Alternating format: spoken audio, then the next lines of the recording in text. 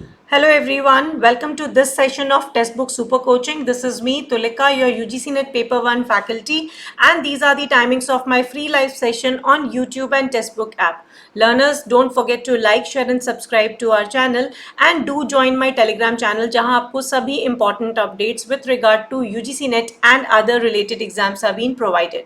So learners, आज हम बात करने जा रहे हैं about a very interesting topic which is also a matter of current affairs about artificial rain.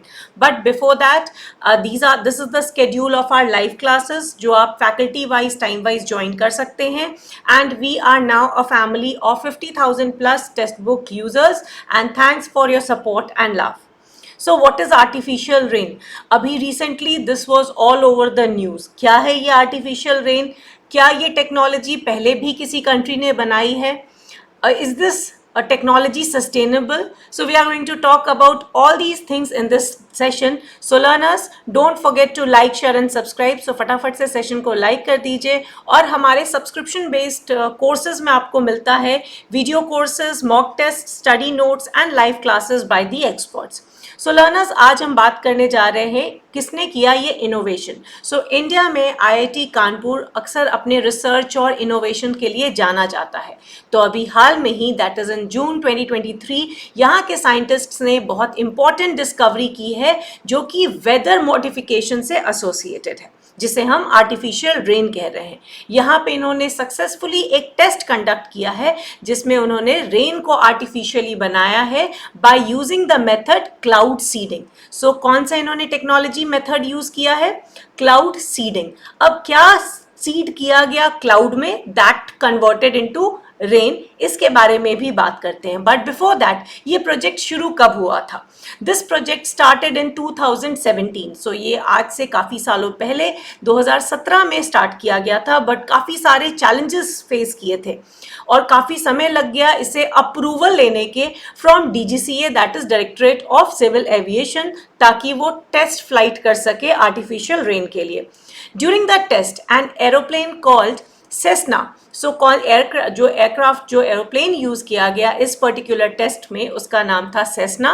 It took off from IIT Kanpur air strip and flew up to 5,000 feet. So जो ये test किया गया था, इसमें जो टेस्ट फ्लाइट थी वो aircraft का नाम था सेस्ना और उसने टेक ऑफ किया from the IIT Kanpur air strip और 5,000 फीट की ऊंचाई तक गया.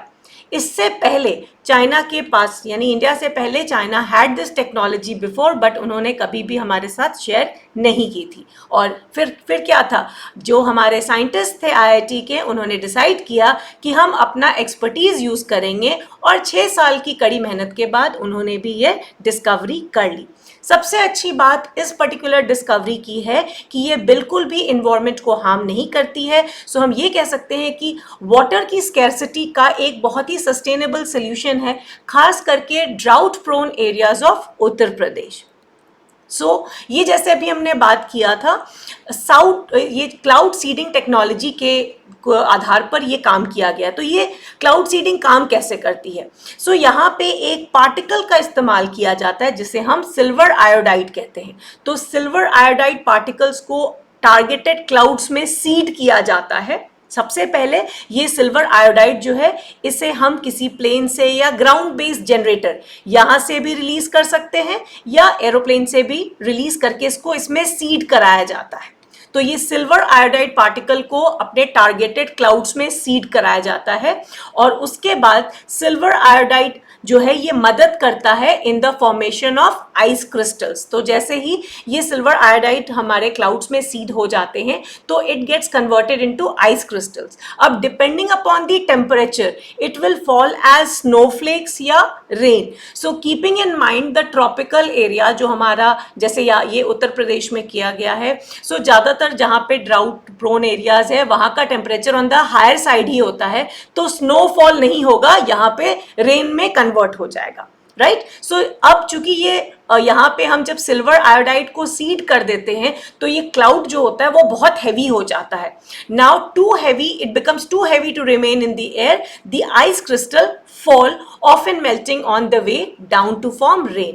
So चूंकि ये heavy हो जाते हैं, they fall either as snowflakes or rain. But yes, in case of India's temperature, it will fall as rain. So this is how the cloud seeding works.